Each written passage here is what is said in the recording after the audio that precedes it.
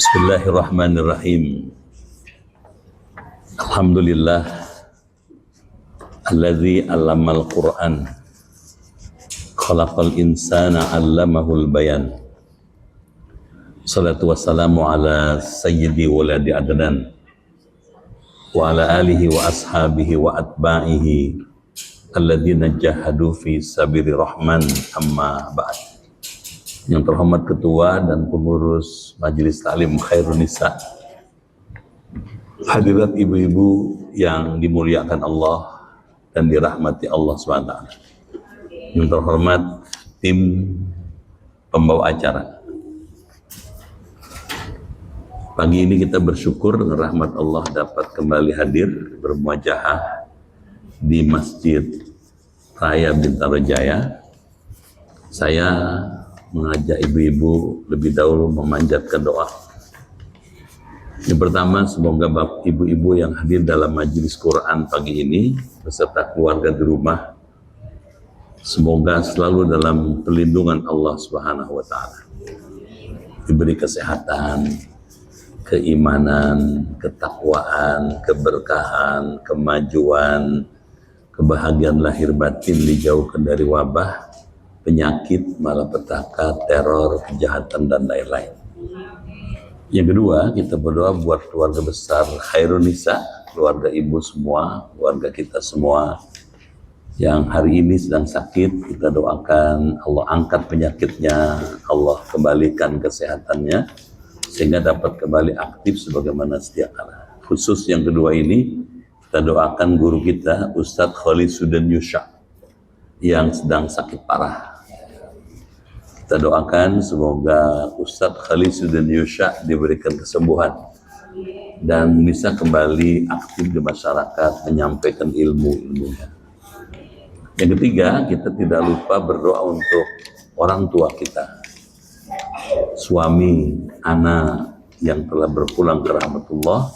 Semoga Allah muliakan tempatnya di alam barzakh, diluangkan kuburnya, disinari kuburnya, diberikan kebahagiaan di tempat yang baru di alam barzakh. Semoga kita semua juga mendapatkan rahmatnya Allah karena mendoakan orang tua dan sahabat yang meninggal. Al-Hadi Niyah Al-Fatihah.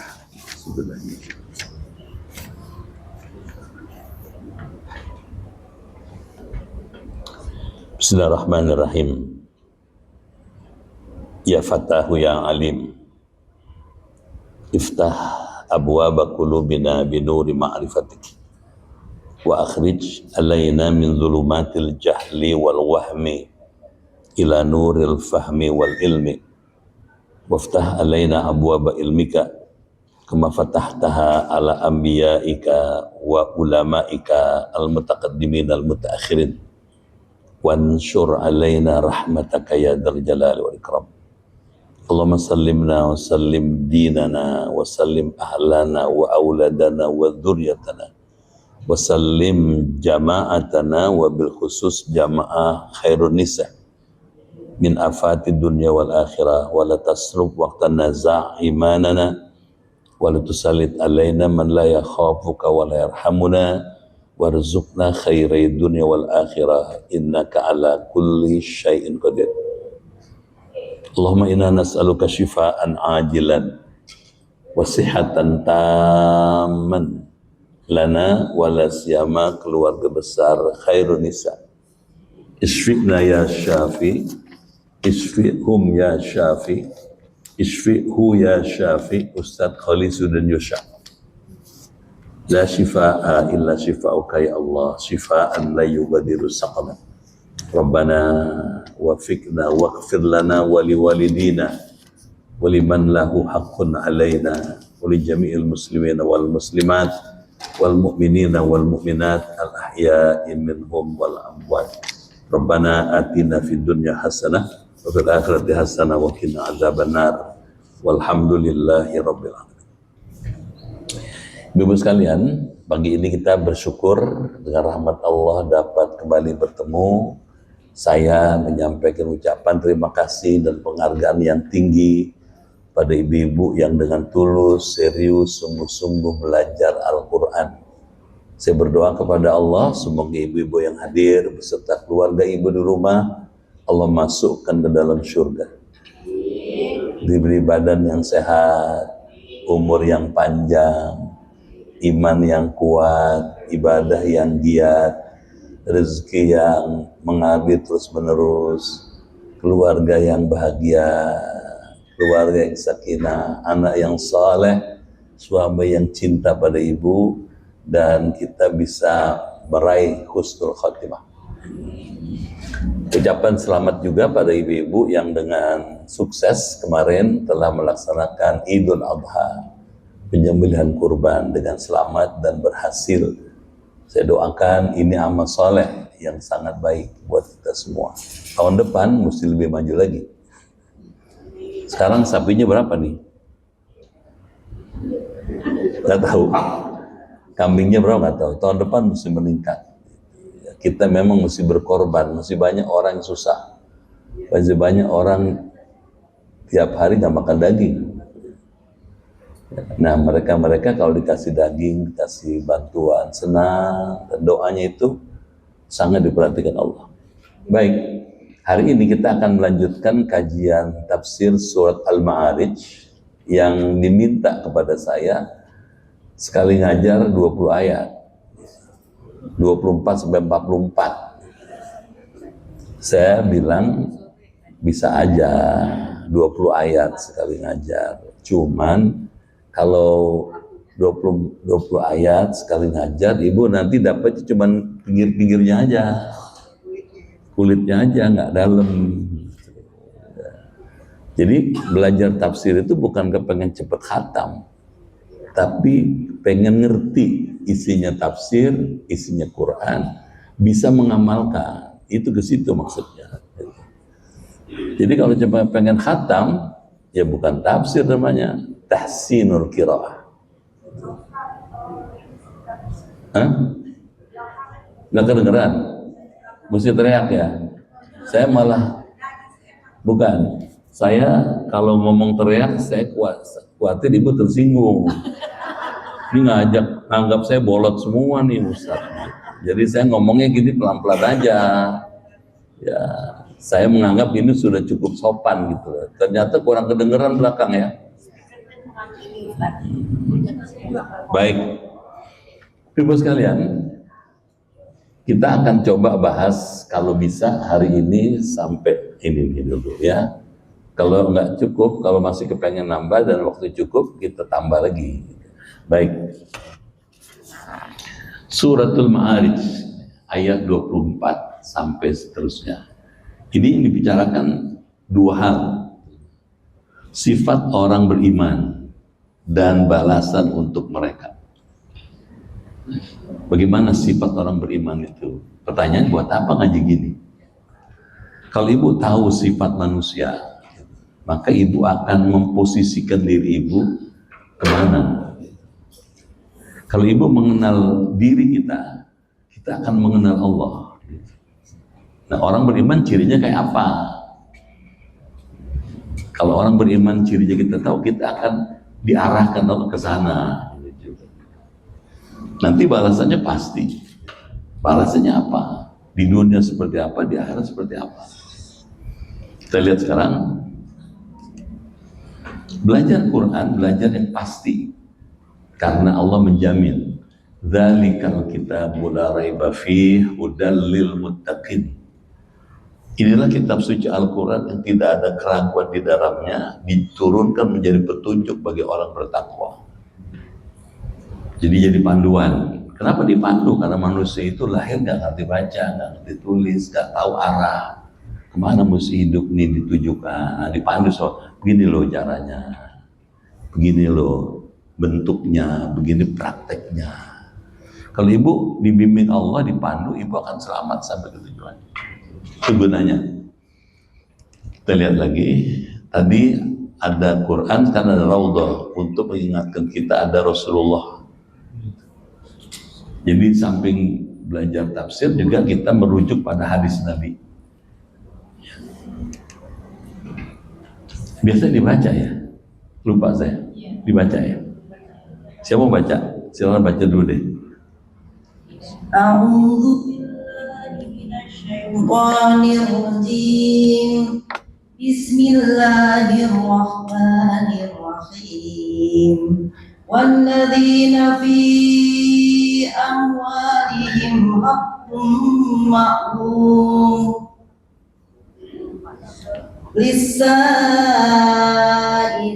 wal mahrum walladzina yusaddiquna biyaumiddin walladzina hum min adzabir rabbihim mushfiqun inna adzaba rabbihim ghairu ma'mun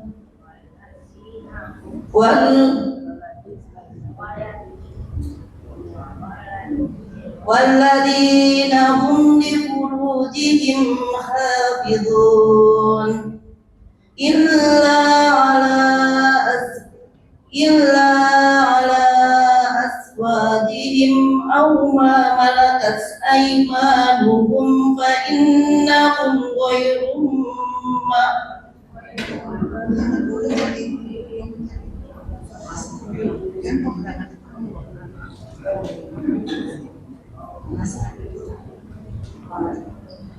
فمن ابتغى وراء ذلك فأولئك هم العادون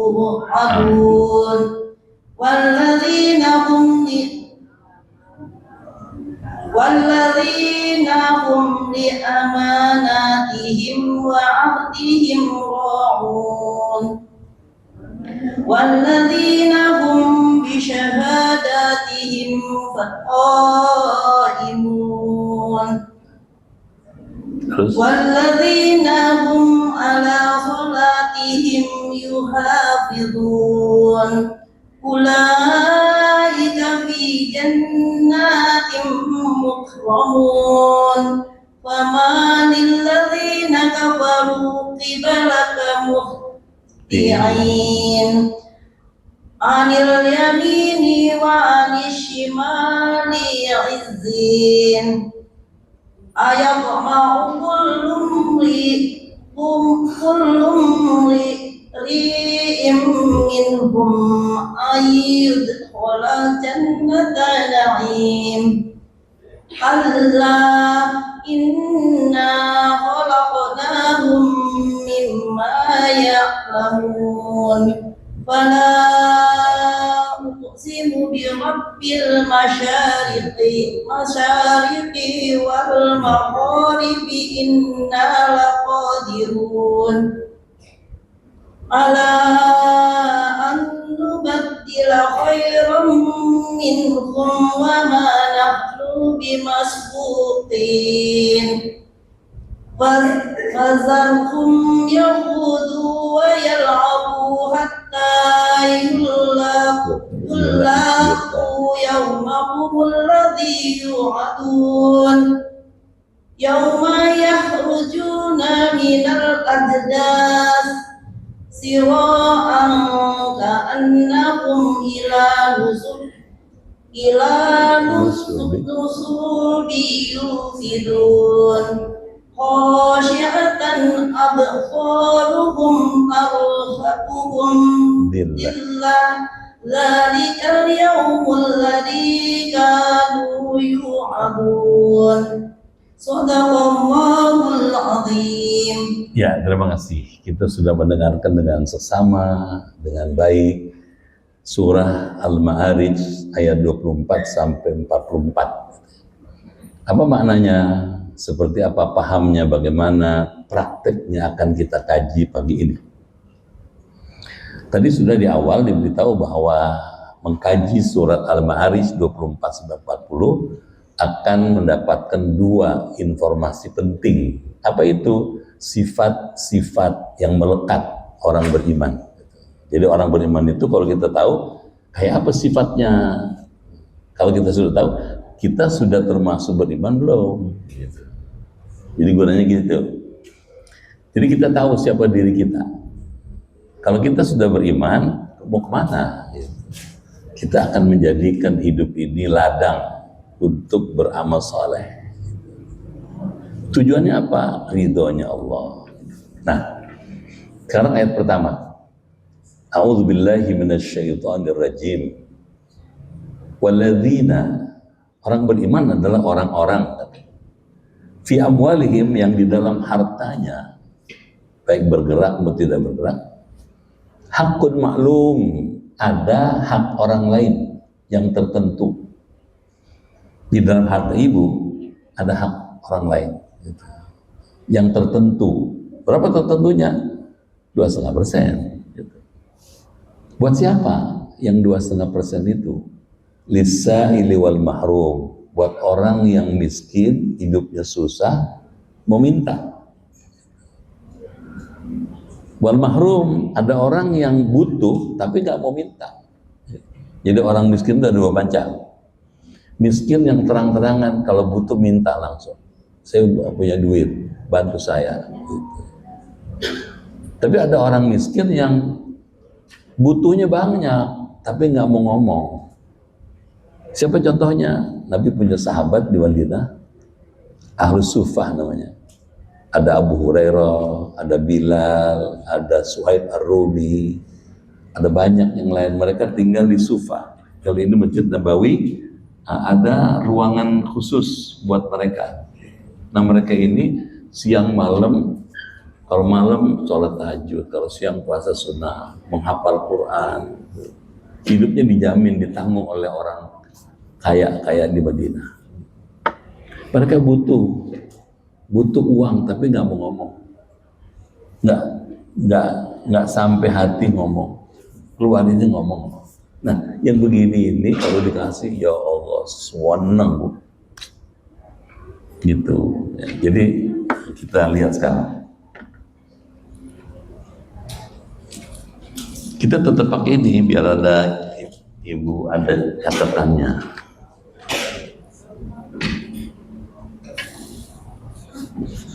Karakteristik orang beriman.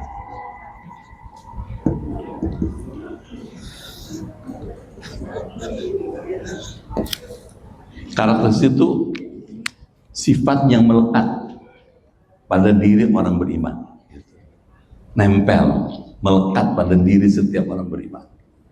Apa itu? Satu, senang berbagi. Kepada siapa berbaginya? Pada orang yang butuh. Orang butuh ada dua macam. Butuh tapi suka minta. Butuh tapi tidak mau minta.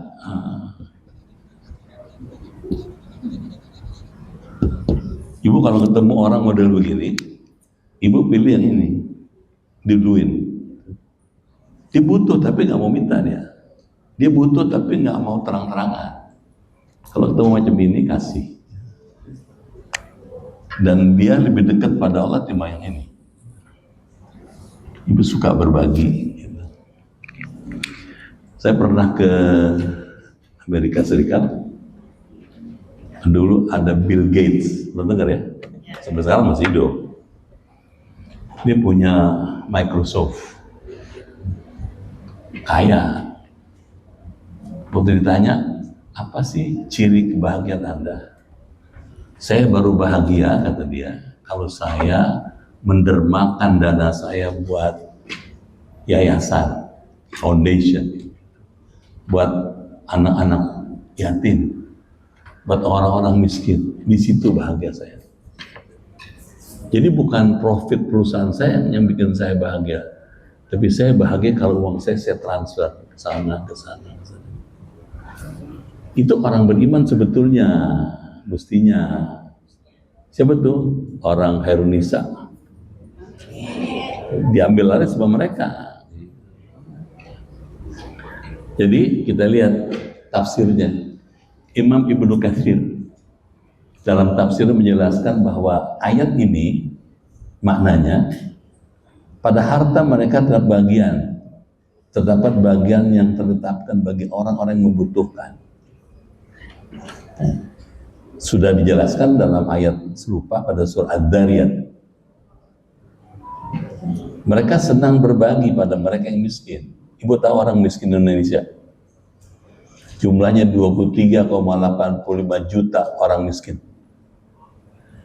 Atau 8,47%. Banyak. Dari 289 juta orang di Indonesia. 8% orang miskin. Sebagian tersebar di sekitar Bintaro. Nah ibu, kalau ada rezeki lebih, berbagi. Dengan apa? Zakat. Ini caranya, satu dengan zakat. Dua dengan sedekah. 3 dengan wakaf, yang keempat dengan infak. Zakat, kalau zakat jelas persentasenya 2,5%. Kalau sedekah tidak ada persennya, bisa lebih banyak dari zakat, tergantung imannya. Kalau wakaf, ini long life. Kita wakaf misalnya sesuatu, misalnya gampang aja, ibu beli Quran, ibu taruh di masjid. Masih ingat ya, kalau orang ke Mekah sebelum masuk ke masjid dia beli kitab dulu Quran, stempel wakaf lillahi ta'ala. Kalau ditaruh di situ niatnya untuk almarhumah ibu kita, sejak kita taruh di situ sampai kapanpun paling ngalir wakaf. Modalnya nggak banyak tapi untungnya gede. Ibu punya mobil bagus, pakai buat ngaji. Ibu punya uang banyak, pakai buat berbagi. Karena hakikatnya harta ibu bukan mobil bagus. Itu mobil sebagus apapun, Lamborghini, Porsche. Misalnya, begitu kita meninggal, paling ngantar sampai situ tuh, taman apa namanya? Tanah kusir. Kita masuk ke tanah, baik lagi di Bintaro yang pakai anak, suami. Itu harta ibu yang mana dong? Ibu yang sudah pakai infak itu, yang sudah ibu nafkahkan untuk itu, yang sudah pakai buat itu, yang ikut ibu sampai masuk kubur.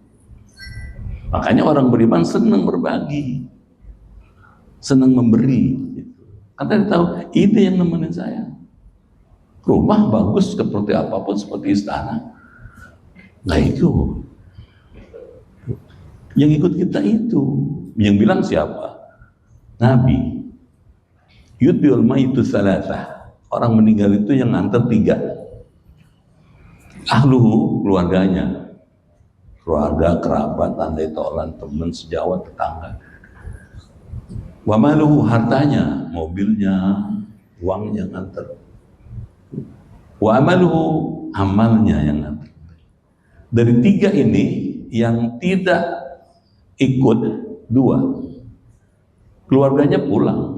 Begitu kita ditanam dalam tanah, pulang, suami pulang, anak pulang, teman pulang, hartanya, mobilnya pulang. Yang ikut mana? Wayab wahid. Yang ikut ibu cuma 1, amal ibu. Itu yang bakal nolong ibu. Amal ibu banyak. Ada amal yang bersifat badani, sholat, puasa, amal badani namanya.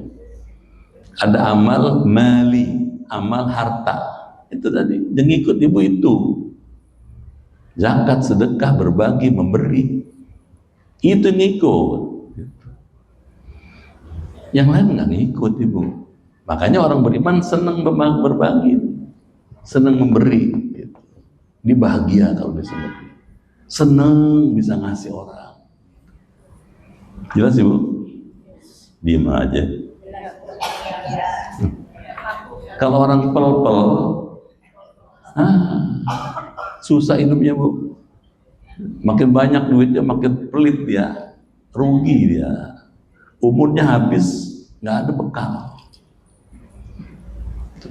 Nggak ada bekalnya yang bawa pulang. kita kan bakal masuk ke tanah, kita akan menghadap Allah, semua akan kita tinggal.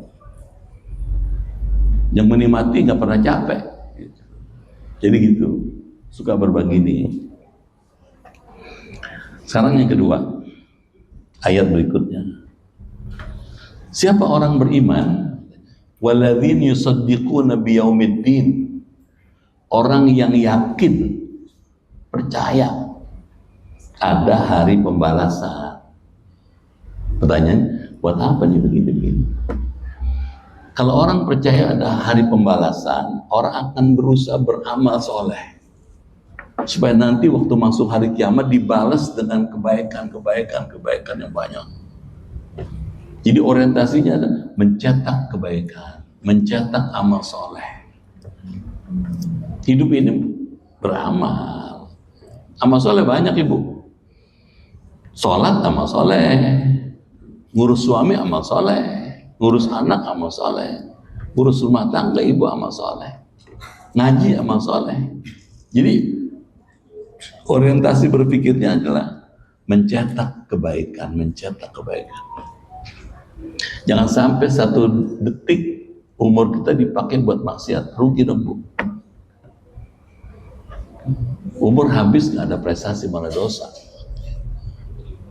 Jadi orientasi bagaimana berbagi, memberi kepada siapa? Kepada diri kita dan kepada Allah Rabbul Alamin. Amal soleh. Yang keempat, walladzina hum min adzabi rabbihim musyfiqun. Mereka takut azab Allah. Azab ada banyak. Satu, azab di dunia. Dua, azab di alam kubur. Tiga, azab di akhirat. Emang ada azab dunia. Saya dulu ngajar di Karawaci dulu. Salah satu tempat saya ngajar di Karawaci. Yang punya itu orang ketiga terkaya di Indonesia. Umurnya sudah tua, gitu. Tapi kata sopirnya, bos saya susah makannya Pak Ustaz. Makan apa yang susah? Apa yang dimakan? Sekali makan 3,5 juta.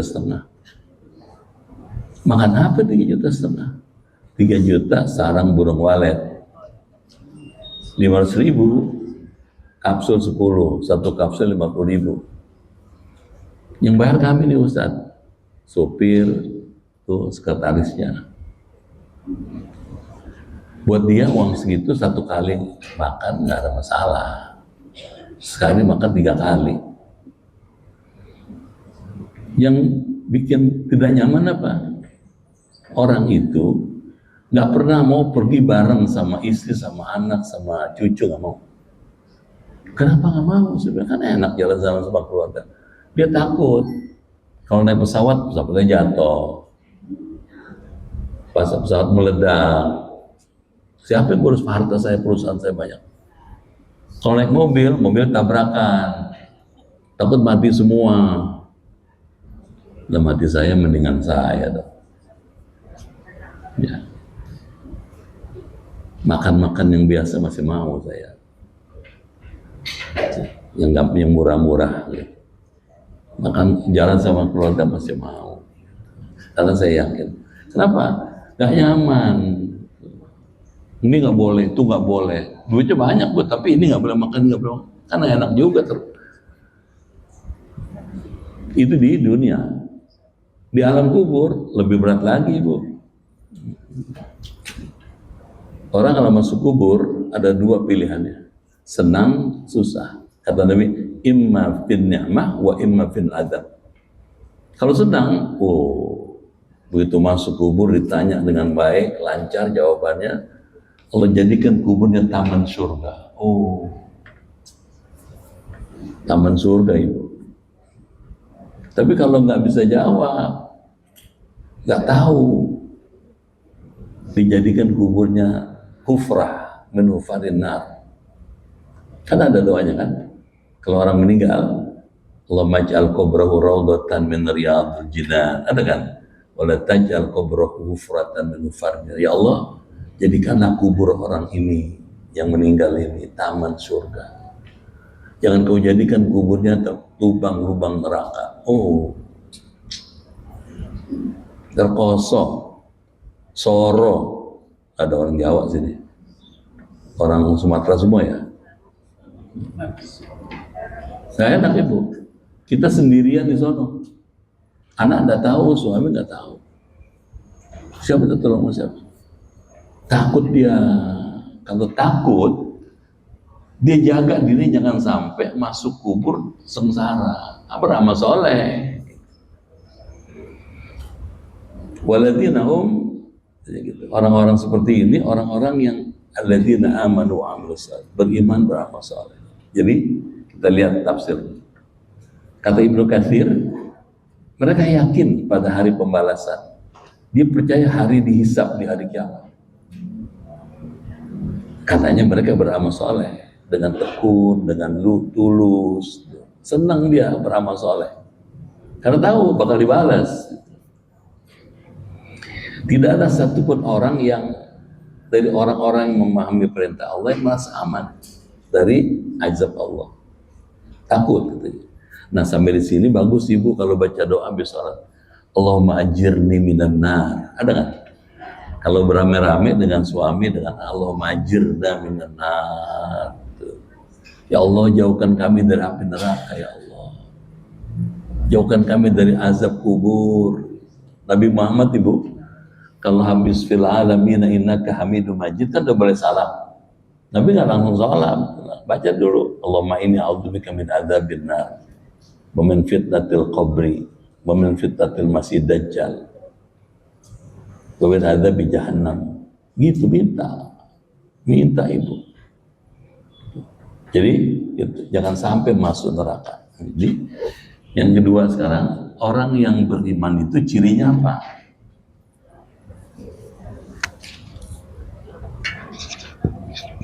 Yakin terhadap akhirat dan senang beramal saleh.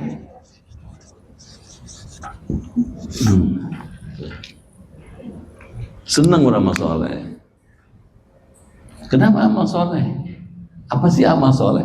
Amal yang cocok dengan maunya Allah. Saleh itu cocok, klop. Ibu ngaji nih, belajar Quran. Ini cocok dengan maunya Allah. Kenapa? Kan ada ayat Iqra bismi rabbikal ladzi khalaq. Bacalah dengan asma Tuhan yang telah menciptakan kamu. Membaca itu isinya memahami. Tafsir itu memahami. Jadi kalau kita ibu datang dari rumah ke Khairun Nisa dalam rangka menjalankan perintah baca itu, ibu dalam status ibadah. Amal soleh, makanya mahal banget ngaji di Khairun Nisa belajar Quran. Duduknya ibu 1 jam, saya berkali-kali bilang di sini, lebih baik dibandingkan sholat 1000 rakaat. Padahal sholat 1000 rakaat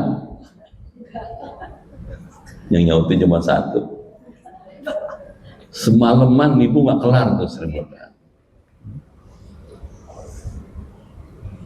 Tapi ibu duduk sini sambil merem-merem ayam 1000 rakaat.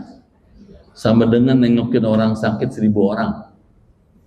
Kalau 1 orang sakit kita bawain parcel di bawah 1000. Jadi ibu duduk di Masjid Raya Bintaro Jaya 1 jam sama dengan sedekah 500 juta. Pernah ibu sedekah 500 juta? Paling sekali-kali ya. Duduk di Masjid Raya Bintaro Jaya 1 jam sama dengan sedekah 500 juta. Makanya godaannya banyak ibu. Ngaji-ngaji gitu godaannya banyak, apalagi ngajar saya. Suara saya kan saya usah sampai. Dibilang kalau suara begini nih Bu, enak di kuping berat di mata. Apalagi habis long weekend. Berapa hari tuh, hampir seminggu ya. Ada begini nih. Duh, bisa bikin ngantuk. Ya apa boleh buat. Mungkin benar-benar sabar ya ngaji sama saya. Ya begini modelnya saya. Saya nggak biasa tuh ngomong teriak-teriak. Apalagi maki-maki orang nggak pernah saya. Baik, yakin terhadap akhirat dan senang beramal soleh. Makanya orang-orang yang begini disebut minas solehin. Orang soleh tempatnya di surga. Ibu tahu kalau orang soleh meninggalnya gampang. Bagaimana bisa meninggal gampang? Meninggal enak, hidup enak, meninggal enak, dikubur enak, kiamat enak, di surga enak, ketemu Allah. Tuh, bagaimana meninggal enak? Nggak sakit. Meninggal sakit, Bu? Suwakit. Siapa yang bilang? Nabi Musa waktu dicabut ruhnya, dibawa menghadap Allah, Allah tanya, Musa, gimana rasanya mati? Padahal udah tahu. Ya Rabb, innal maut syadid. Mati sakit banget ya Allah. Kayak apa sakitnya mati? Allah udah tahu padahal. Kayak orang dikuliti.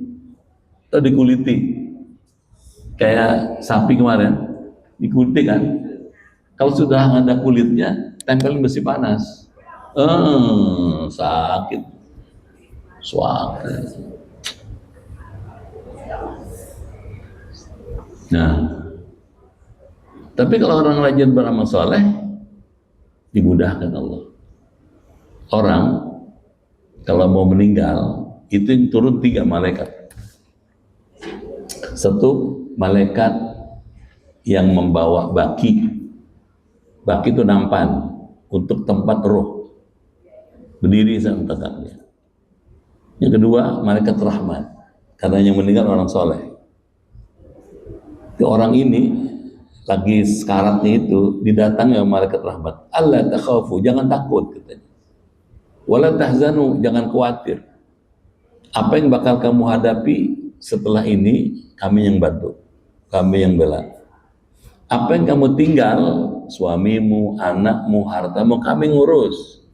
Kata malaikat. Nahnu awliya'ukum fil hayati dunya wa fil akhir. Kami yang bakal ngurus hidupmu di dunia dan nanti di akhirat setelah mati. Ibu digituin sama malaikat kan anteng dong. Yang menarik adalah wa absyiru bil jannah, dikasih lihat surga. Ini loh kaplingmu besok, rumahmu besok setelah di Bintaro, dikasih lihat surga. Oh, ibu begitu melihat surga terpana, terperangah. Kalau bahasa kamu, bengong aja, bagus banget. Belum pernah saya lihat selama hidup di dunia sebagus itu rumah. Lingkungan rumahnya asri, adem, nyaman. Pas lagi terpana melihat indahnya surga, malaikat pintu 3 datang, malakul maut. Pada waktunya mengeksekusi, mencabut. Itu roh dicabut ketika orang sedang terpana melihat indahnya surga. Tidak berasa, Bu. Tidak terasa. Lepasnya, bahkan dia bisa ngelihat. Ibu suka baca Al-Waqiah kan? Di akhir Al-Waqiah ada orang meninggal itu rohnya bisa lihat ya. Ini kita jasadnya, dia bisa lihat rohnya lepas. Jangan heran kalau ada orang meninggal matanya melek gitu. Dia ngeliatin rohnya lepas. Gak berasa. Enak. Kayak orang mencabut rambut di tengah tepung yang halus, nggak terasa. Tapi ibu, kalau orang nggak beriman, nggak beramal saleh, begitu dicabut rohnya, ada tuh jamaah orang Islam 2 hari teriak-teriak, dibacain doa marah, dikasih minum gitu. Dibacain Quran, dibacain nggak mau. Matanya merah-merah, melotot, teriak-teriak. 2 hari baru meninggal. Coba ke rumah sakit nggak mau. Menderita, padahal Islam. Nah kita nggak kepengen gitu. Kalau ibu belajar terus Quran, ibu akan dilatih oleh Allah, bisa tahu sebelum hal tersebut terjadi. Siapa contohnya? Syekh Abdul Qadir Jailani. Sebelum wafat, beliau bilang sama muridnya, besok saya akan ketemu Allah. Nangis muridnya. Kenapa kamu nangis? Mestinya kamu bersyukur dong. Punya guru akan ketemu Allah. Ya kalau ketemu Allah kita pisah, bukan guru katanya. Gak apa-apa. Bener ibu, hari Senin dia sudah bersih, dia berwudu, sholat duha. Terus tergeletak begini, meninggal. Udah siap banget dia meninggal. Jangan sampai kita meninggal jatuh di kamar mandi, tergeletak nggak ada yang nolong, ruhnya wafat, jadi cabut di sini. Jangan. Makanya hati-hati ibu. Boleh dong ngasih tahu. Bangun tidur ibu, langkah pertama yang mesti lakukan bukannya pegang HP, merubah status. Bangun tidur, mendusin, wake up. Begitu wake up, usap muka. Alhamdulillahilladzi ahyana ba'da ma amatana wa ilaihi nusyur. Duduk, baca Quran. Inna fi khalqis samawati wal ard wa ikhtilafil lail wan nahar la ayatil liulil albab, sampai selesai kalau bisa ayat 190 sampai 200. Baru bangun tegak, sudah stabil, baru kamar kecil. Baca doa dulu. Di kamar mandi itu setan banyak. Allahumma inni a'udzubika minal khubsi wal khaba'ith. Baru masuk. Kalau ibu tidak baca itu, di toilet lama sambil buka HP. Lama amat sih. Habis umur ibu. Bersih-bersih, wudu, malah kalau bisa mandi dulu. Saya dulu pernah duduk bareng Pak Habibie. Saya, Pak Habibie, Ibu Ainun. Saya waktu di Jerman pernah ke rumahnya tuh, di Aachen. Anak saya 9 tahun di Jerman. Pak Habibie baru datang dari Indonesia, panggilnya Rudi. Kuliah di sana. Ternyata yang mahasiswa paling pinter sekampus orang Yahudi. Wah, didatengin tuh si Yahudi. Apa sih resepnya kamu kok bisa jadi pinter banget di sini? Kata Yahudi bilang, saya setiap pagi jam 3 bangun. Ngapain bangun jam 3? Mandi. Ngapain? Baca Quran. Kata Habibie, kata Pak Rudi, panggil Rudi. Kata Pak Habibie, yang mesti baca Quran saya, bukan Yahudi, bukan kamu. Gitu. Sejak itu dia tergugah. Sejak jam 3 mandi. Di sana kalau di Jerman ada Heizung ya. Heizung itu pemanas ruangan, terus mandi juga pakai air hangat. Mandi dia, sholat, baca Quran tiap hari. Dan sejak itu, tahun itu, nama dia nomor 1. Bukan si Yahudi itu. Jadi kalau gitu gimana? Dekat Allah. Selamat. Amin. Ya amin dikit. Saya nggak percaya sama saya. Ya. Quran dulu. Allah dulu. Baru yang lain. HP ini Bu. Ada penelitian menyebutkan kalau orang bangun tidur buka HP, dia berpotensi kena depresi. Begitu buka, oh si Anu sakit, parah, si Anu meninggal, si Anu kecelakaan, aduh, stres, depresi. Tapi kalau bangun tidur, alhamdulillah, segala puji bagi Allah. Bersyukur, karena bersyukur masih bisa mendusin. Ada orang tidur keterusan. Tahu keterusan? tidur terus. Ada tuh jam pengurus masjid malah di Grogol, saya ngajarkan di Grogol. Biasanya qobliyah subuh, bapak sudah ada di masjid, sudah duduk, sudah sholat, sudah baca Quran. Hari itu masih tidur aja, sampai istri bilang, bang, bangun bang. Diam aja suaminya, bangun bang. Ibu tau nggak? Dioglek-oglek, tidur juga. Nah, lama anaknya keluar mau pergi ke masjid. Coba kamu lihat di bapak kamu, kok diam aja. Anaknya lihat, ya mak, katanya, bapak udah nggak ada. Kalau gitu gimana? Masih bisa bangun, masih bisa menikmati hidup, syukuri dong. Bukan HP. Kita nggak pegang HP. Dulu nggak punya HP tahun 70. Udah punya HP belum ibu tahun 70? Belum ada. Hidup. Sekarang nggak pegang HP kiamat. Iya, ada jemaah saya perempuan, ibu-ibu tempat lain. Katanya, ibu sakit apa? Kok pucat mukanya? Enggak, puasa saya sehat. Ya kok pucat kelihatannya kayak gitu? HP ketinggalan. Baik, jadi senang nih, ya, karena dia tak yakin akan akhirat, dia senang beramal soleh. Yang ketiga,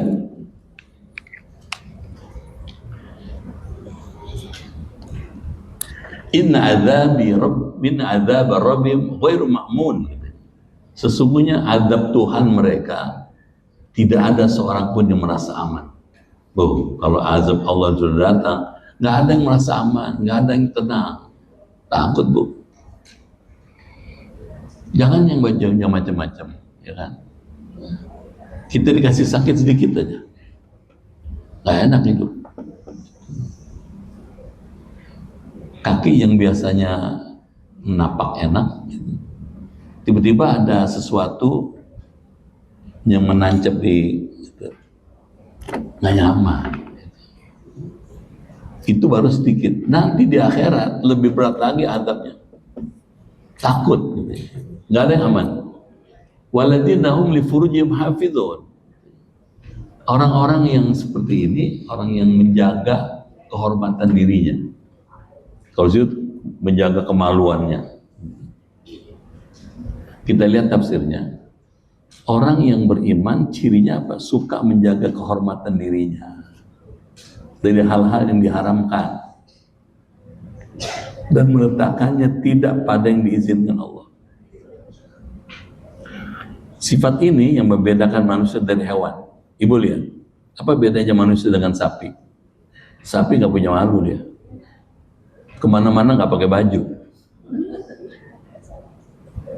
Jadi kalau manusia terbuka aurat, nggak malu, nggak beriman. Malah diler. Kan sekarang ada kecenderungan perempuan, tapi bukan ibu sini ya, pakai tato. Tatonya di puser. Jadi kalau pakai baju, pusernya pengen dikasih lihat, supaya atau di sini, atau di tangan, dikit-dikit begini-begini. Aurat itu cuman suami yang boleh lihat. Ibu kalau di depan suami jangan ditutup, dimanggake. Iya. Ibu di kamar bersama suami pakai jilbab. Kata suami, ibu kamu nggak gerah ya? Kalau di rumah di kamar nggak usah. Pakai baju tipis ibu. Warnanya putih, rambut diriam, pakai minyak wangi. Suami ibu lagi kerjain di depan laptop begini. Ibu samperin, Mas, masih lama kerjanya. Kalau sudah mau berhenti, ayo Mas, saya temenin tidur. Sebentar ya, aku kerja dulu nih ya.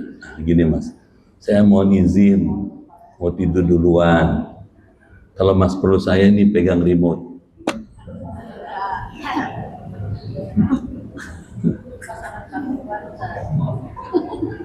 Ntar kalau saya tidur, Mas perlu pencetnya remote-nya nanti baju buka blak aja. Ada nggak? Ada, beli aja ibu. Jadi kalau gitu gimana? Nah, jadi orang beriman itu mampu katanya, mampu menjaga kehormatan dirinya.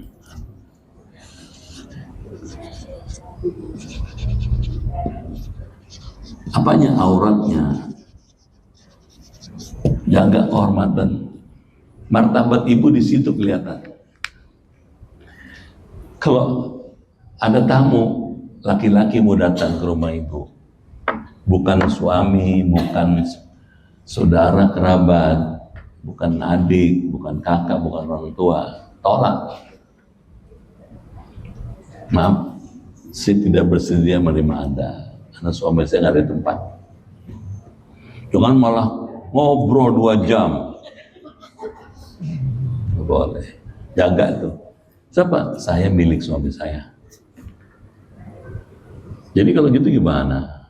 Jaga cara bergaul biar etikanya ditinggikan. Baik, kita lanjut lagi. Emang aurat mesti tertutup? Kecuali illa ala azwajihim, kecuali pada suaminya. Aw ma malakat aymanuhum, atau kepada hamba saya mereka miliki. Kalau aurat ibu kelihatan tersingkap sedikit oleh pembantu, nggak apa-apa, sekedarnya aja. Fa'innahu ghairu malumin, karena mereka tidak tercela. Kan ibu di rumah kan ada pembantu, sekali-sekali terbuka ini sedikit. Kalau cuma sekedar terbuka kelihatan pembantu perempuan, apa-apa, biar aja. Kenapa? Karena mereka ghairu malumin, tidak tercela. Jadi setiap larangan itu ada kecualinya. Apa kecualinya? Kecuali kepada suami, kepada orang terdekat dengan kita di rumah, kepada orang tua, kepada kakak atau adik yang laki-laki, boleh. Sekedar terbuka bagian-bagian luar. Hah? Mertua, ya kan ibu nggak boleh nikah sama mertua. Jadi laki-laki itu ada mahram, ada muhrim. Bisa tangkap ya? Mahram itu laki-laki haram dinikah. Siapa yang haram nikah? Orang tua, kakak laki-laki, adik laki-laki, gitu. Nggak boleh nikah sama dia mahram. Tapi kalau yang halal dinikah, muhrim namanya. Suami ibu kan tadi orang lain bukan? Diem aja. Orang lain kan? Nah, dia muhrim ibu. Jadi kalau gitu gimana? Jaga kepada yang muhrim. Kepada yang mahram sekedarnya boleh. Jelas? Baik. Kita lihat keterangannya nih. Tafsir ayat ini menurut para ahli tafsir, bila disimpulkan dan sementara di antara sifat-sifat seorang mukmin dan mukminah ada 5. Kalau disimpulkan, ya saya nggak tahu nih ininya kurang bagus ya tulisannya ya. Kita lihat nih kesimpulan. Orang beriman itu cirinya 1, suka berbagi harta pada mereka yang membutuhkan karena miskinnya. Suka berbagi, suka memberi. Itu kebahagiaan batin, ibu. Batin kita jadi nyaman, sudah bisa ngasih, sudah bisa memberi. Masih banyak orang susah.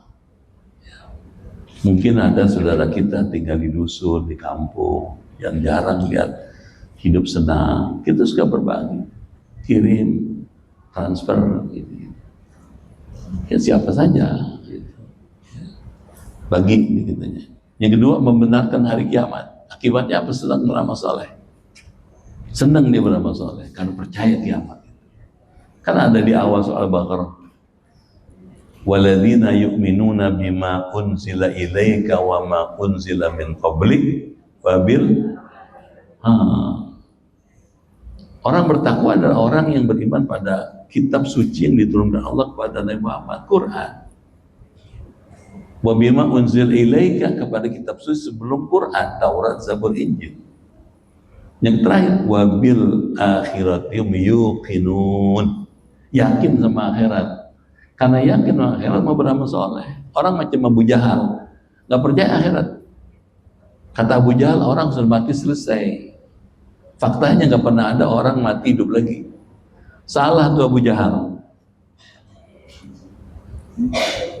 Kira-kira 3 minggu yang lalu di Cina, di Xinjiang, itu ada seorang pemuda umur 40 tahun di rumah sakit.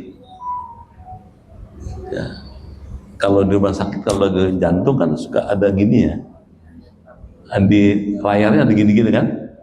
Nah, berarti di jantungnya masih berfungsi tuh. Ini turun naik gitu. Itu rata berarti nggak berfungsi.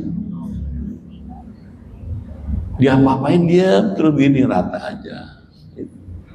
Tapi setelah 40 jam, kok bergerak lagi dia? Bergerak lagi. Berarti setelah dinyatakan mati, hidup lagi. Itu fakta itu. Dan kenapa di Cina? Supaya orang sana sadar ada Allah, ada yang Maha Kuasa. Di sini 24 jam belum sudah. Nah makanya kan mesti dinyatakan dulu, dinyatakan telah mati.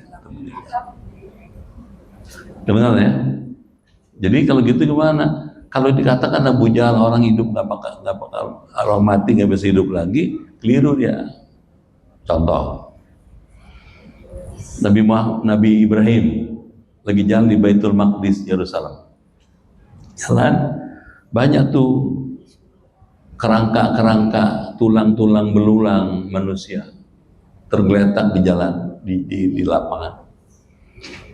Dalam hati Nabi Ibrahim, ini apa iya tulang belulang sudah kayak begini bisa jadi orang lagi, bisa hidup lagi? Dalam hati Nabi Ibrahim. Turun malaikat Jibril. Ibrahim, katanya, kamu nggak percaya Allah bisa menghidupkan, menjadikan ini hidup lagi? Saya bukan nggak percaya, saya kepengen yakin. Oh, coba Hud arba'atut, ada nih Bu di soal Baqarah. Kamu ambil 4 ekor unggas. Ada ayam, ada burung gagak, ada burung merak, ada burung garuda.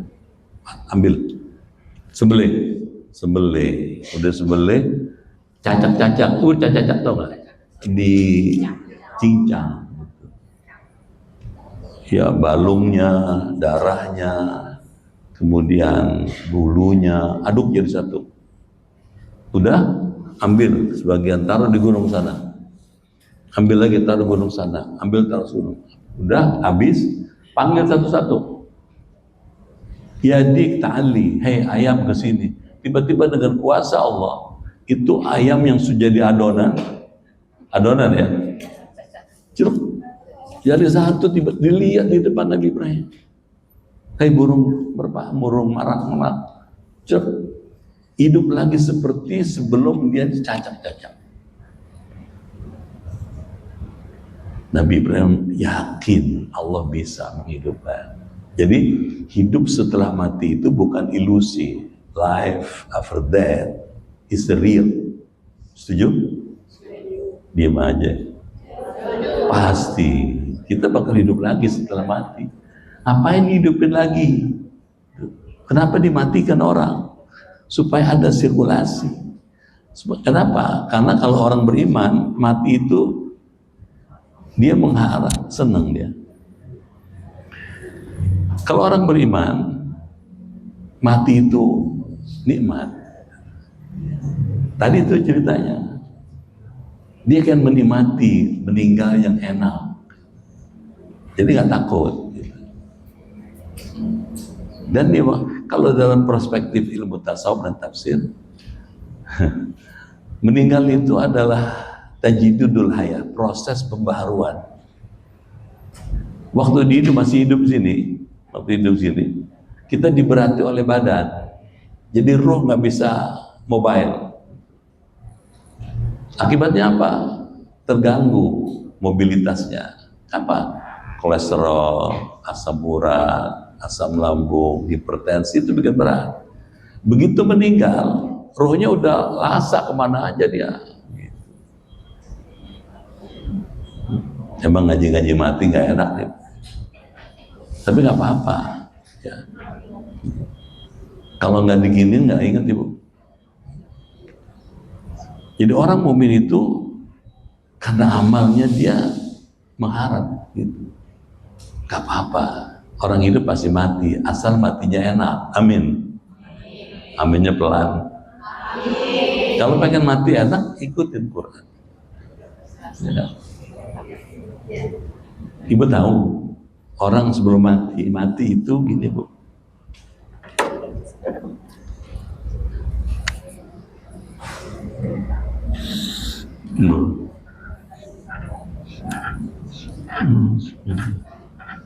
Ini kita hidup sini, nanti akan mengalami fase sekarat.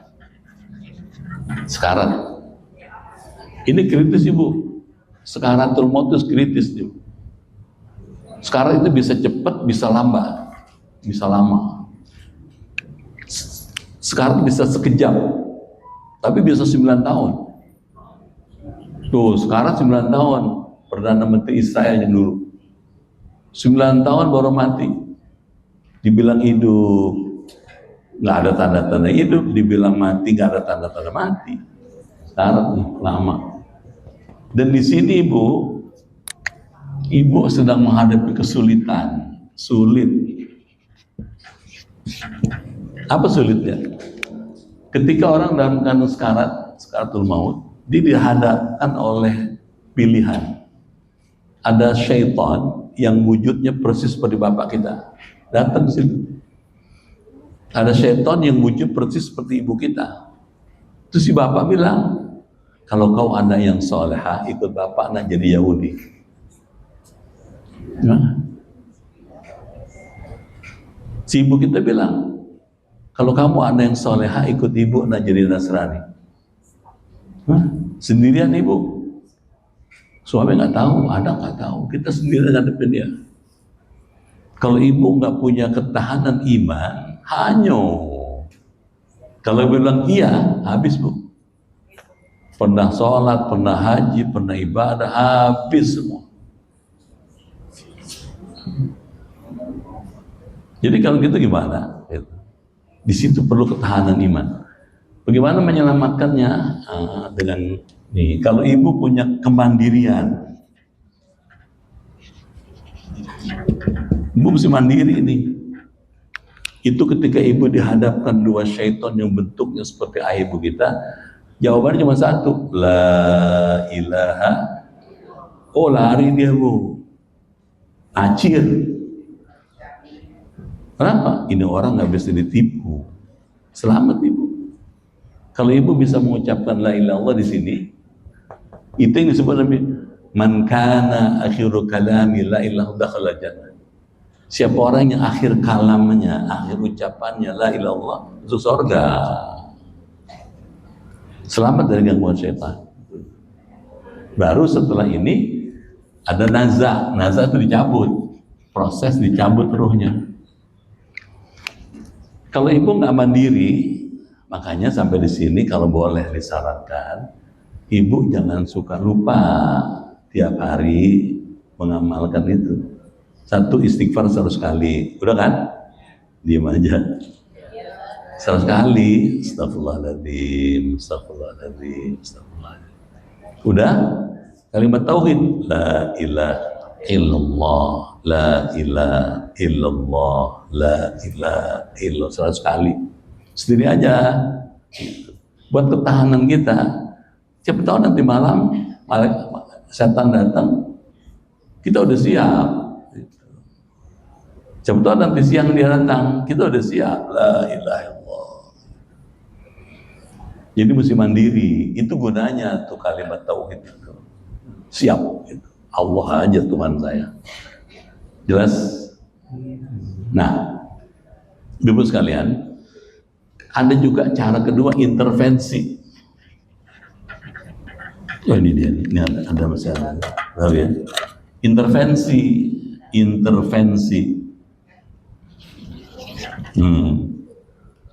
Kalau ngelihat ada keluarga yang sakit, ada keluarga kerabat yang sakit, kita lihat ya udah gawat nih. Ibu jangan panik, samperin dia. Ibu bisikkan ke telinganya, la ilaha illallah. Siapa contohnya? Nabi Muhammad. Nabi Muhammad ketika pamannya Abu Talib sekarat, di kakinya Abu Talib ada Abu Lahab, adiknya. Dibisikin sama Nabi di telinganya Abu Talib, la ilaha illallah. Oleh Abu Lahab, kakinya Abu Talib ditarik, atas mah, jangan dengerin. Nabi bilang, la ilaha illallah. Kaki tadi jangan dengerin. Sampai begitu ibu. Apa artinya? Mentalkinkan orang yang meninggal itu mengikuti sunnah Nabi.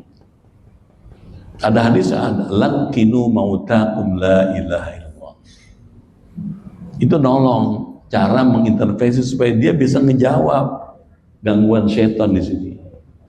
Kalau ibu bisa sukses dan dia bisa ngikutin, la ilaha, udah jangan tanya-tanya dan jangan diajak ngomong dunia, biar akhir kalamnya la ilaha illallah. Jangan bertanya, mas taruh di mana tuh surat tanah, taruh mana sertifikat, gak usah. Orang udah mau meninggal, biar fokusnya Allah. Dunia harta nggak penting. Kedengaran ya bu? Nih, kalau ibu bisa sukses di sininya enak nih, nikmat. Di sini nih, nazar pas dicabutnya. Mudah-mudahan selamat ya. Saya doakan selamat. Ya kita hidup kan gitu. Lihat lagi. Takut azab Allah, takut. Tadi sudah saya jelaskan, ada azab di dunia, ada azab di kubur, ada azab di akhirat. Masih ingat ibu? Akhirat panjang ibu, lama. Setelah dikubur, kita masuk alam barzah. Di alam barzah, setelah di alam barzah kita akan dibangkitkan, kiamat. Dimulai dengan apa? Idza zulzilatil ardu, ketika bumi diguncangkan seguncang-guncangnya. Gunung meletus, bumi terbelah, dari balik belahan bumi keluar api, air laut tumplek ke darat, tsunami, orang bertaburan kemana-mana. Itu pertama kejadian kiamat. Udah kejadian begitu, mati semua mati, termasuk malaikat Israfil yang tiup sangkakala. Gak lama dihidupkan lagi untuk meniupkan yang kedua. Ketika ditiupkan yang kedua, orang bangkit lagi, hidup lagi, tergantung amalnya. Kalau amalnya dunia baik, bangkitnya bagus. Kalau amalnya buruk, bangkitnya sengsara. Itu baru yaumul ba'ats.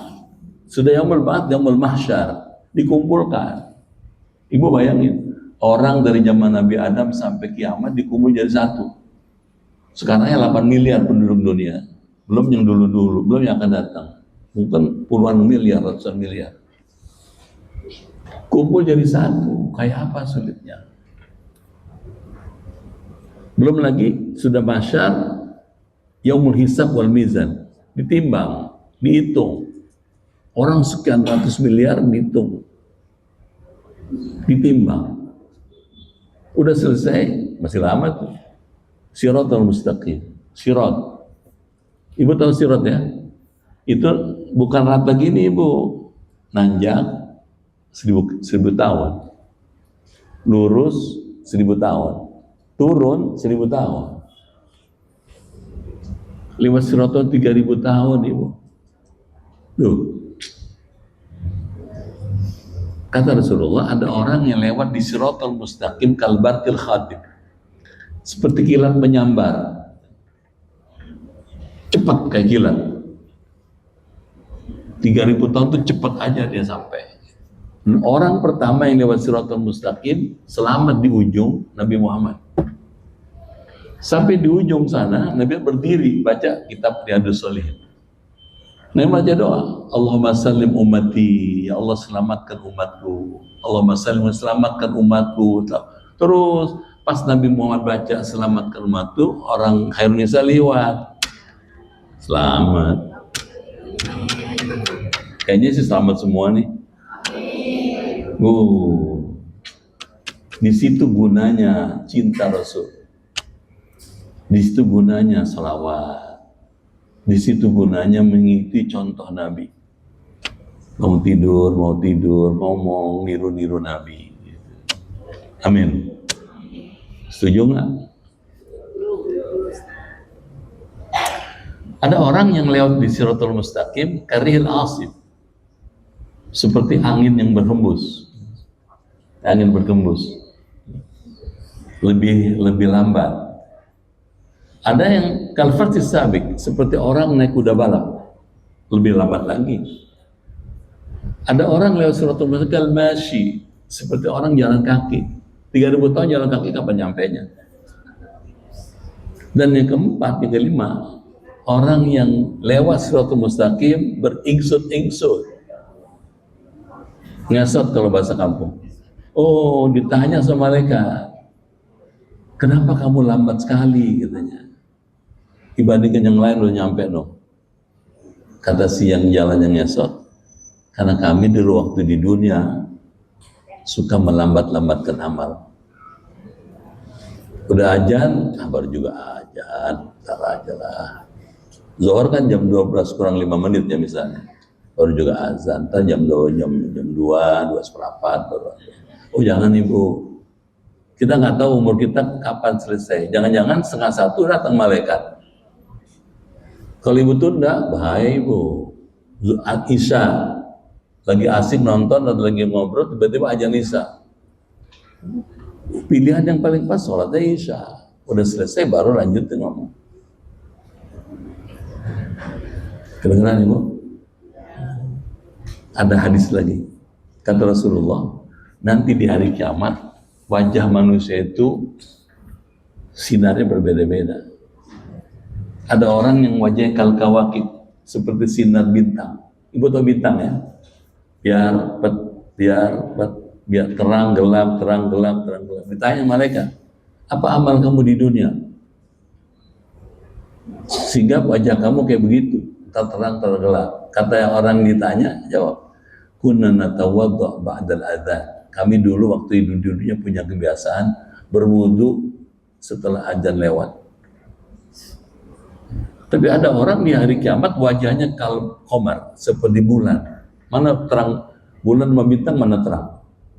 Bulan. Ditanya mereka, apa amal kamu waktu di dunia? Kunna natawaddu qabla al-adzan. Kami dulu punya kebiasaan berwudu sebelum azan. Azan 4.30 subuh. Jam 4 seperempat udah wudu. Amin. Tapi ada yang ketiga ibu, wajahnya kasyams, seperti matahari, lebih terang lagi. Ditanya, apa amal kamu waktu di dunia? Kok wajah kamu begini terang dibandingkan yang lain? Kata orang ini, kami dulu kunna nasma'u nida fil masjid. Kami dengar azan bunyi subuh, udah ada di masjid. Ya Allah, amin. Ibu pilih yang mana nih? Yang ketiga. Untuk bisa yang ketiga berjuang. Godaannya banyak, nggak gampang. Baik. Yang keempat, mampu menjaga kehormatan. Ibu jaga kehormatan ibu, jangan diebre-ebre, jangan dielar-elar. Yang kelima, bisa menjaga amanah. Hidup ini amanah itu, dipercaya. Misal ibu, kalau ibu diundang orang atau teman, ayo, Ceng, kapan bisa ke rumah saya?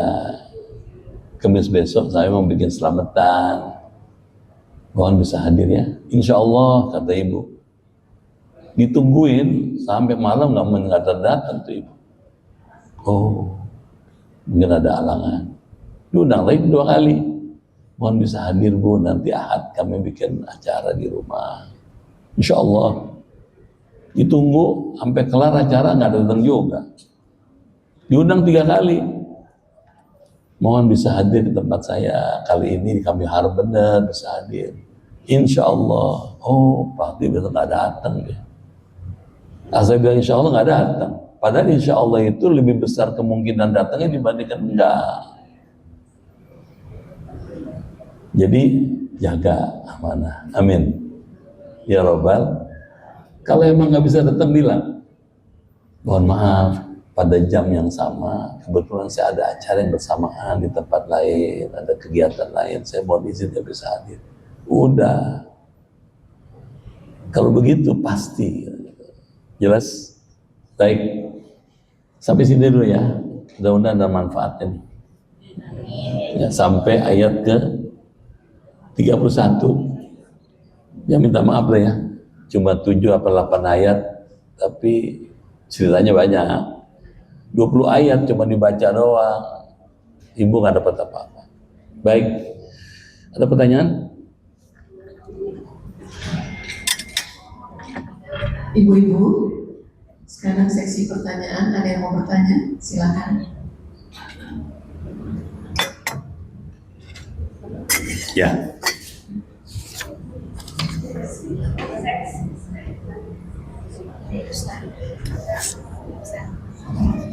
Dah. Mana ini? Ibu ini.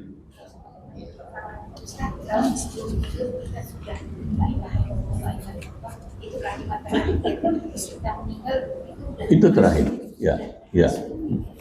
Ibu tahu Nabi itu kalau mau tidur, kata Ibnu Abbas, sholat 4 rakaat. Sebelum tidur, wudu, sholat 4 rakaat. 2 rakaat pertama, sholat sunat wudu. 2 rakaat kedua, sholat sunat mutlak. Terus ibu istirahat. Istirahat dalam keadaan suci, dalam keadaan wudu. Badan ibu dimiringkan, 3 kanan di bawah, tangan kanan nyangga madhab kiblat. Sambil baca Quran. Al-Ikhlas 3 kali. Baca selawat sekali. Baca Rabbik firli wali walidayya warhamhuma kama rabbayani shaghira. Doain orang tua. Kita nggak tahu ibu kita di sana senang apa susah. Kita nggak tahu ayah kita di kuburnya senang apa susah. Kalau senang, syukur alhamdulillah. Kalau susah, siapa yang bela kalau bukan anaknya? Kita yang bela. Doain ibu. Dan nyampe langsung buat orang tua ibu tuh. Nyampe langsung kalau doanya. Nggak ditolak. Allahumma gfirli wali walidayya warhamhuma kama rabbayani shaghira. Kalau mau satu-satu, Allahumma gfir laha warhamha wa'afiha wa'fuanha. Kalau lakinya, bapaknya, ayahnya, Allahumma gfir lahu warhamhu wa'afiha. Udah selesai, baca tasbih. Ya, kalau orang tua saja nggak cukup, baca juga doa buat suami kalau sudah meninggal, buat anak kalau sudah wafat, waliman lahu haqqun alaina. Yang keempat, baca tasbih, subhanallah walhamdulillah wala ilaha illallah wallahu akbar. Baru doa. Doanya panjang kalau Nabi. Ibu paling enggak, kadang-kadang belum sampai doa udah merem. Baru baca dulu 2-3 kali les aja, udah nggak apa-apa. Itulah yang terakhir ibu ngomong. Kalau seandainya nanti meninggal, lagi tidur, matinya syahid. Kata Nabi, siapa orang tidur sebelum melakukan itu, kalau dia tidur dihitung ibadah. Kalau meninggal, syahid. Kalau bangun besok, diampunin Allah. Mahal. Mesti mendusin, dapat ampunan Allah. Jadi ada ritualnya menurut sebelum tidur. Jangan asal tidur. Gimana dong Pak Ustadz? Saya udah baca 3 kali ini, teman sebelah nyolak. Hadepin aja. Berapa sih susahnya? Jelas Ibu? Itu haknya dia. Apa? Bangun tidur. Ali Imran. 190 sampai 200. Sholat tahajud ya. Ya, inna fi khalqis samawati wal ard wa ikhtilafil lail wan nahar la ayatin liul albab alladzina yadhkuruna Allah sampai selesai. Masih ada? Ustaz, Assalamualaikum warahmatullahi wabarakatuh. Salam. Ustaz, saya ingin ini tentang tadi perjalanan orang sekarat itu kan kebanyakan orang yang masih sakit ya Ustaz ya. Saya pernah merasakan ketika kita di ICU itu kan banyak gak sadarnya, tapi kebiasaan orang kita kalau menjenguk orang sakit itu justru menanyakan bagaimana riwayatnya itu yang apa sakitnya, bukan mendoakan. Padahal kita itu sebetulnya nggak sadar tapi tahu dengar gitu loh Ustaz ada orang. Ya. Ini bagaimana? Gini Bu, adab menengok orang sakit. Orang sakit itu kalau ditengokin seneng dia. Cuma cara nengokinnya biar beradab. Berangkat ibu dari rumah ke rumah sakit, menjenguk saudara atau kerabat teman, udah wudhu, ya datang ketemu, bisa saya ketemu ibu Anu yang sedang sakit. Oh di sana ada kamar nomor sekian. Datang, ibu pegang. Kalau sama-sama perempuan ya, pegang tangannya. Itu. Baca Bismillah 7 kali. Baca Bismillah 7 kali, terus baca Allahumma rabbanas atibil ba'sa isfi. Ya Allah, Engkau lah Tuhannya manusia. Angkatlah penyakit saudaraku ini. Sembuhkanlah ya Allah. Gak ada yang bisa menyembuhkan kecuali Engkau. Udah selesai, ibu boleh menyapa. Sakit apanya? Oh sini sakit. Nah, terus ibu doain semoga cepat sembuh. Ibu disayang Allah karena sakit ini ada bagian dari cara menyayangi hambanya. Ibu diminta istirahat. Udah selesai, ibu ngomong sama suaminya, ya, ibu kasih semangat suaminya. Kata Nabi, tidak ada penyakit yang nggak ada obatnya, cuma tinggal nunggu aja, insya Allah sembuh. Kasih semangat, jangan tanya sakit apa nih. Ini Frida liver. Oh teman saya begini 3 hari habis. Itu sih bukan nambah bener. Frida itu malah menyiksa itu. Kasih semangat dia. Saya punya teman Bu, ketua alumni UI dulu, 6 tahun stroke, gak bisa ngapa-ngapain, stroke. Tapi selama stroke dia masih tak sadar, tiap hari zikir. Waktu dibedah kepalanya, dibuka kepalanya, dibaca lagi tasbih, subhanallah, subhanallah, subhanallah, gitu terus sampai nggak pada berhenti, sampai dokternya bingung, ya orang kepalanya di ini masih ngomong aja subhanallah, subhanallah. Udah ditutup kepalanya, dia siuman sadar, sekarang udah olahraga, udah mimpin perusahaan lagi. Artinya apa? 6 tahun stroke masih bisa semangat itu. Jadi kalau ada orang sakit, jangan dibikin sakit dia, kasih semangat, gitu Bu, ya, dorong dia. Soal kematian urusan Allah, tapi kasih semangat dulu dia, jangan kecil hati. Allah sayang sama ibu, ya, oke.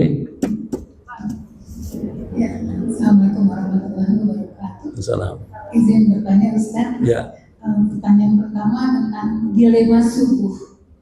Jadi ibu-ibu zaman, ibu-ibu zaman, makanya maksudnya saya sendiri yang terkadang mana yang didahulukan urusan rumah tangga ataupun kegiatan ibadah kita pada saat subuh. Kadang-kadang molor gitu kan. Ustaz, apakah itu termasuk penurunan tauhid atau bagaimana solusinya? Ya. Yang kedua, pada saat kita mau tidur malam, itu kan ada yang mengatakan berwudulah gitu kan. Hadis tuh. Wudu sebelum tidur gitu kan. Tapi kan kadang-kadang setelah wudu, buang angin. Bagaimana terus? Ya, oke. Sementara udah di tempat itu. Ya, oke. Dan ternyata ini sih bagaimana? Ya. Yang ketiga, bagaimana amalan untuk kita bisa lepas dari hisab ataupun kita dipanggil dengan kasih sayang dari Allah pada saat yang akhir nanti. Ya. Itu aja. Oke. Terima kasih. Yang kedua dulu. Ada hadisnya, Bu. Hadis sahih Bukhari Muslim. Idza awaita ila firashika falyatawadda liwudu'ika li salatika. Kalau kamu berangkat ke pembaringan, wuduklah seperti halnya kamu sholat. Berdasarkan hadis ini, sangat dianjurkan sebelum tidur wuduk dulu. Itu yang pertama. Udah wudhu gitu, terus tidur, keluar angin, nggak apa-apa. Nggak usah ditahan, kalau tahan malah jadi penyakit. Yang penting startnya itu, start menuju ke pembaringan sudah wudhu, sudah suci. Kalau wudhu kan bersih badan, bersih hati, udah siap menghadapi apanya. Terus bagaimana kalau kita subuh suka telat? Itu bukan soal manajemen, tata kelola waktu. Kalau iman kita selalu dipacu, di upgrade, iman kita selalu diperbagus, diperkuat, gitu. Ibu akan dengan sendiri menata, gitu. Bagaimana menatanya? Bagaimana? Saya pernah ketemu orang di Paris dulu. Orang udah 80 lebih umurnya, hampir 90, tapi masih fit, masih seger, bugar, sehat. Saya tanya, apa resepnya Anda bisa umur panjang? Apa dia bilang? Early to bed, early to wake up. Cepat tidur, cepat bangun. Saya bilang, Anda tahu nggak siapa yang ngajarkan pertama kali early to bed, early to wake up? Kami lah orang Eropa. Oh bukan. Nabi kami, the Prophet of Muhammad, peace be upon him. Nabi Muhammad ibu tahu, asal habis Isya nggak ada kesibukan lain, istirahat. Istrinya masih tidur, Nabi udah bangun duluan. Aisyah masih tidur, masih melem, masih keler gitu. Nabi udah bangun. Pada sholat. Jadi, bagaimana supaya tidak terlambat? Tadi tuh, Bu, sebelum tidur, tadi ritualnya itu ibu jalanin. Kalau ibu sebelum tidur tadi sholat macam-macam, wudhu dulu, wudhu dah katanya. Nanti pada waktu ibu mau tidur, itu malaikat turun sudah. Nungguin ibu. Jagain ibu sampai bangun. Kalau ibu bilang, ya Allah bangunkan saya 3:30, pas 3:30 bangun, pasti bangun. Nah sekarang berpulang pada ibu, kalau 3:30 bangun, ibu milih tidur lagi apa sholat? Nah, urusan ibu tuh, malaikat selesai tugasnya. Jam 3:30 kemalaman Pak Ustadz, jam 4, pas jam 4 bangun. Jam 4 juga masih repot, 4:15 deh. Kalau bisa diusahakan, Bu, orang khairnisa, kalau boleh saran saya, seandainya kita nggak sempat tahajud, paling sedikit witir 1 rakaat. Sebelum adzan, itu udah tinggal 5 menit lagi, witir aja 1 rakaat. Allahu Akbar, baca qulhu, minta. Paling sedikit. Bagaimana ngurus rumah tangga? Ibu kan punya pembantu, ibu sudah siapin. Ya, besok pagi ini. Itu Bu ya, bisa. Mesti usaha. Oke? Cukup dulu ya. Baik, kita baca doa. Mohon pada Allah semua yang hadir, keluarga ibu di rumah sehat, imannya kuat, ibadahnya giat, rezekinya luas, hidupnya berkah, keluarganya sakinah, bisa husnul khatimah. Kita berdoa juga buat putri Ibu Vera, Aurora Teresa Kova Huwai. Jadi orang Manado ya? Oh, Ternate Huwai. Ya, kita berduka karena putrinya Ibu Vera wafat tanggal 19 Mei lalu. Kita doakan semoga Allah muliakan tempatnya dan keluarganya diberikan ketabahan. Yang kedua, kita berdoa buat putri Ayu Lestari yang sedang sakit, semoga diangkat penyakit dan segala sembuh. Al-Hadi Niyah, Al-Fatihah.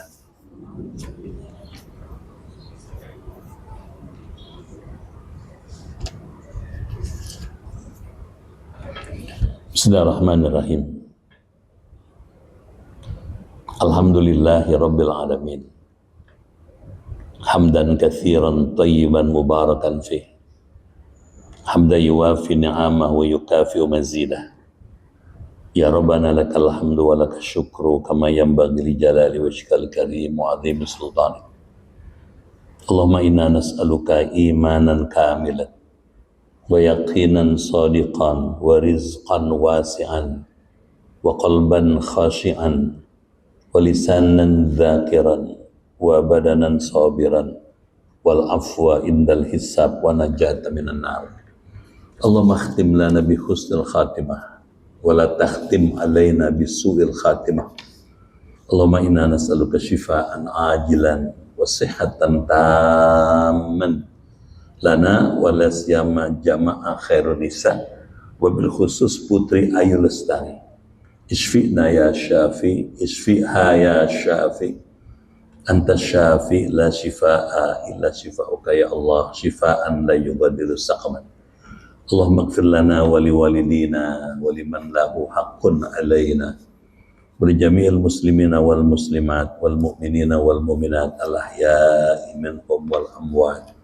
Allahumma ighfir laha warhamha wa afiha wa afwanha waj'al jannata mathwaha waj'al qabraha almarhumah Aurora Teresa Kofahuwai raudatan min riyadul jinan wa la taj'al qabraha hufratan min hufarin niran. Allahumma anzil 'alaiha rahmatan wa maghfiratan wa nuran wa hijaban min adzabil qabri wa min adzabin nar bi rahmatika ya arhamar rahimin. Rabbana atina fid dunya hasanah wa fil akhirati hasanah wa qina adzaban nar. Alhamdulillahi Rabbil Alamin. Sekian, terima kasih. Lebih kurang mohon maaf. Sampai jumpa lagi. Selamat beraktivitas. Assalamualaikum warahmatullahi wabarakatuh. Alhamdulillah.